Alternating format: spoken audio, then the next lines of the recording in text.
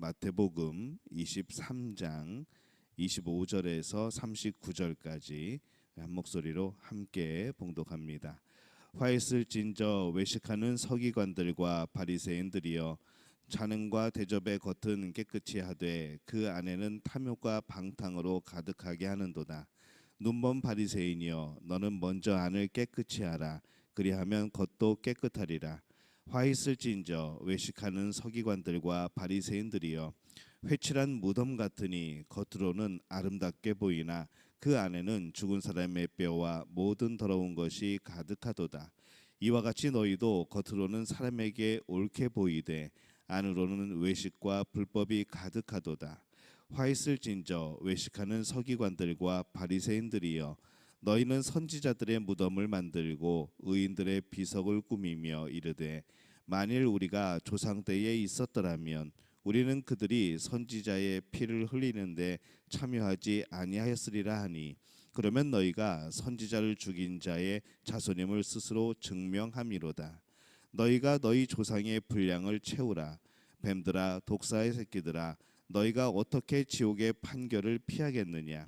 그러므로 내가 너희에게 선지자들과 지혜 있는 자들과 서기관들을 보내매, 너희가 그 중에서 더러는 죽이거나 십자가에 못 박고 그 중에서 더러는 너희 회당에서 채찍질하고 이 동네에서 저 동네로 따라다니며 박해하리라.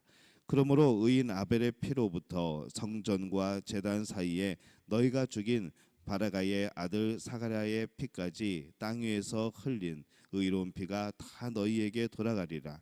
내가 진실로 너희에게 이르노니 이것이 다 이 세대에 돌아가리라. 예루살렘아, 예루살렘아, 선지자들을 죽이고 내게 파송된 자들을 돌로 치는 자여, 암탉이 그 새끼를 날개 아래 모음같이 내가 내 자녀를 모으려 한 일이 몇 번이더냐. 그러나 너희가 원하지 아니하였도다. 보라, 너희 집이 황폐하여 버려진 바 되리라. 내가 너희에게 이르노니 이제부터 너희는 찬송하리로다. 주의 이름으로 오시는 이여 할 때까지 나를 보지 못하리라 하시니라. 아멘.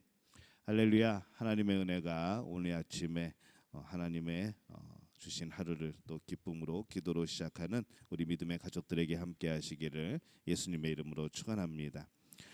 오늘 말씀은 어제 이어서 이 서기관들과 바리새인들의 죄에 대한 그런 이야기가 말씀이 이어지고 있습니다.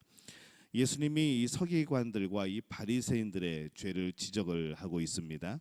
그러나 그들은 이 자신들의 죄를 깨닫지 못하죠. 앞에 나왔던 7가지 그 화가 이어지고 있습니다. 키아즘 구조라고 말씀을 드렸습니다. 그래서 이 5번째 화는 이 3번째 화와 짝으로서 서로 비슷해지죠. 내용이 비슷합니다.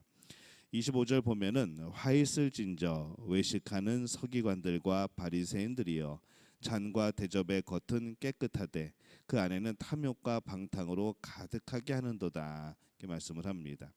이 당시에 그릇의 이 정결함, 그릇의 그런 거룩함에 대한 많은 논쟁들이 있었습니다. 이 힐렐 학파는 그릇 속만 깨끗하면 된다, 안에만 깨끗하면 된다라고 주장을 하고, 반면에 이 산마이 학파는 그릇의 속과 겉이 모두 다 깨끗해야 된다라고 주장을 하는 것이죠. 이 하나님께 드려지는 것에 대해서, 그것을 정결하게 하는 것에 대해서 안이 중요하냐 아니면 안과 겉이 다 깨끗해야 되는 것이냐 하면서 그렇게 서로 의견이 대립이 되었습니다. 이 정결법에 있어서 그들은 그렇게 열심히 주장하고 지키고 그 법을 따르려고 했던 것이죠. 근데 정말 중요한 그들의 이 속마음의 정결에 대해서는 그들은 이미 놓치고 있었습니다. 어떤 그릇의 정결법은 잘 알고 있었지만은 그것을 지키려고 노력을 했지만은 이 마음의 정결은 잘 지키지 않고 늘 죄 가운데 있던 것이죠. 그들은 성경을 가르치고 있었지만은 이 정결법이 상징하는 바 이 중요한 것은 놓치고 이 껍데기만 지키도록 그렇게 가르칩니다. 6번째 화에 대해서도 말씀을 합니다. 27절에 보면은 화 있을진저 외식하는 서기관들과 바리새인들이여, 회칠한 무덤 같으니 겉으로는 아름답게 보이나 그 안에는 죽은 사람의 뼈와 모든 더러운 것이 가득하도다. 이렇게 말씀을 합니다. 그들은 정결법에 있어서 매우 열심이었습니다. 이 회칠한 무덤이라고 하는 것은 이 유월절이 되면은 사람들이 이 예루살렘으로 많이 올라갑니다. 이제 하나님께 예배드리러 올라가는데 이 유월절을 앞두고 그 지나가는 길에 있는 이 무덤에 회칠을 합니다. 그래서 혹여나 사람들이 그곳을 지나가다가 이 무덤에 만약에 뭐 몸이 닿거나 그것을 만지게 되거나 그렇게 될 때에 그것에 접촉하여서 이제 부정한 사람이 되어서 예배를 드리지 못하는 그런 상황이 될까봐 그것 무덤에 회를 칠해 가지고 그것을 면하게 하는 그런 방법이었던 것이죠. 겉으로는 굉장히 깨끗하고 겉으로는 굉장히 정결을 하는 그런 모습이지만은 사실 그 안에는 이미 뼈가 있고 썩어가는 그런 모습들이 그 안에 담겨 있는 겁니다. 이 서기관과 바리새인들은 그렇게 세밀한 부분까지 신경을 쓰는 열심을 가진 사람들이었습니다.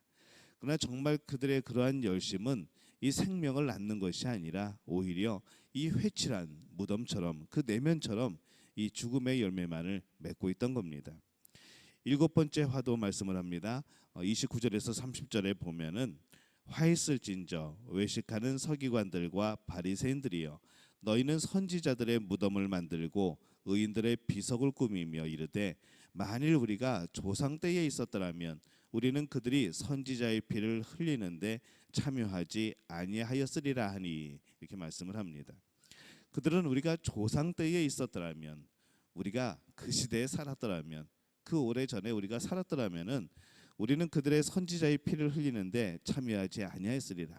선지자를 핍박하지 아니하고 그들의 말을 잘 청종하고 이 하나님이 보내신 선지자들을 잘 대접하였을 텐데라는 그런 말을 하는 것이죠.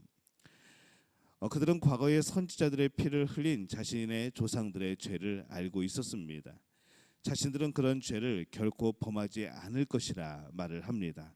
그런데 지금 상황을 보면은 그들 역시 그 당시의 선지자들은 괴롭히지 않았지만은 지금 예수 그리스도 정말 선지자 중에 선지자이고 하나님의 아들인 바로 이 예수님을 거부하고 지금 그 예수님을 곤란에 빠뜨리려고 하고 이제 십자가에 못 박기까지 하게 될 겁니다. 당시 교회 지도자들이 큰 죄 가운데 있었습니다. 33절에 보면은 뱀들아 독사의 새끼들아 너희가 어떻게 지옥의 판결을 피하겠느냐라고 말씀을 합니다. 어떻게 지옥의 판결을 피하겠느냐? 결코 피할 수 없다는 것이죠. 오늘 이 말씀에서도 이 예수님은 우리에게 말씀을 합니다.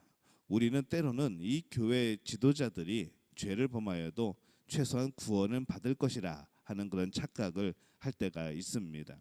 그러나 예수님의 말씀은 참 엄중하죠. 목사라서 천국 가는 것이 아니고 목사라서 구원받는 것이 아니고 장로라서 권사라서 안수집사라서 집사라서 또 성도의 그런 직책을 가지고 있다고 직분을 가지고 있다고 해서 반드시 우리가 그것으로 인하여 구원을 받는 것은 아닙니다.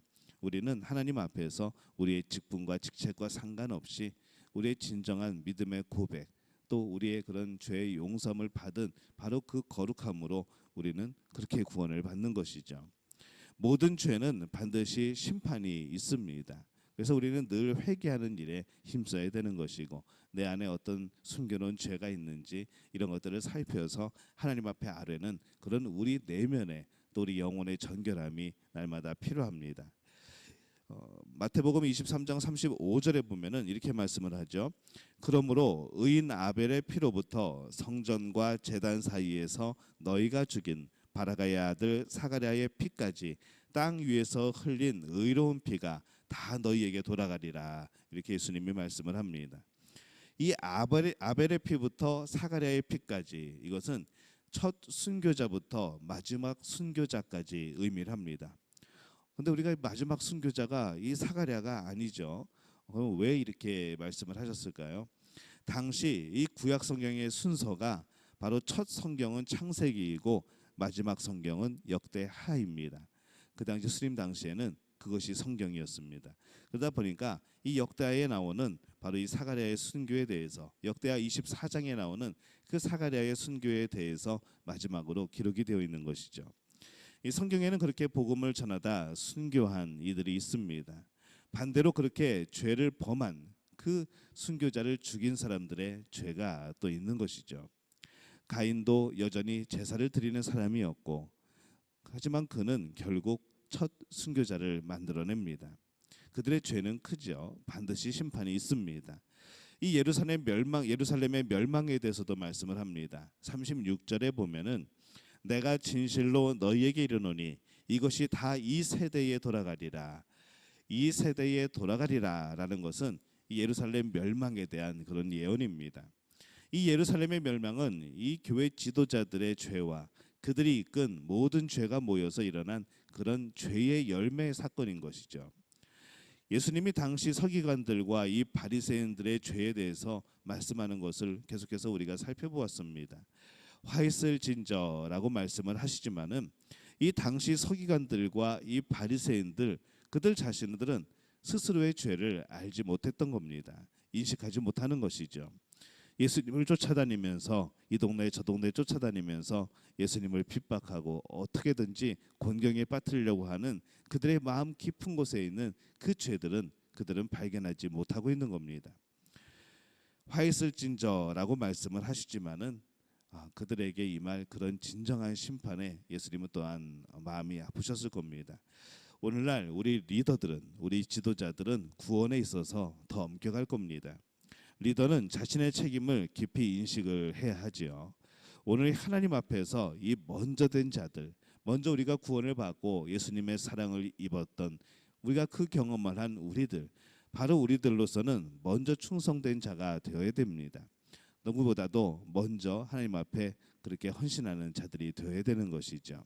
바라기는 오늘 이 새벽에 나오신 우리 믿음의 가족들이 바로 그러한 일을 감당하시기를 바랍니다. 하나님 앞에 믿음의 종으로, 하나님 앞에 충성된 종으로, 언제나 섬김과 또 겸손의 종으로 살아가는 그런 복된 분들이 되어지시기를 예수님의 이름으로 축원합니다.